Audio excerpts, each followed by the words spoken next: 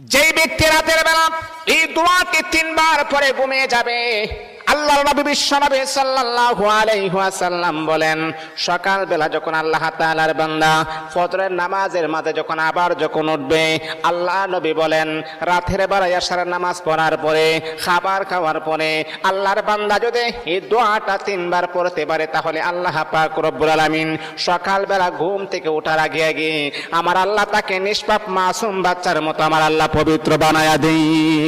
দোয়াটা সবাই আমরা জানি, আমরা সবাই কিন্তু দোয়াটা জানি, কিন্তু আমরা আমল করি না। দোয়াটা হলো আস্তাগফিরুল্লাহাল্লাযী লা ইলাহা ইল্লা হুয়াল হাইয়ুল কাইয়্যুম ওয়া আতুবু ইলাইহি লা হাওলা ওয়ালা কুওয়াতা ইল্লা বিল্লাহিল আলিয়্যিল আযীম। 3 বার যদি আপনি পড়তে পারি, ইনশাআল্লাহ আল্লাহ পাক রব্বুল আলামিন আমার আপনার জীবনের সমস্ত গুনাহগুলোকে আমার আল্লাহ ক্ষমা করে দিবেন।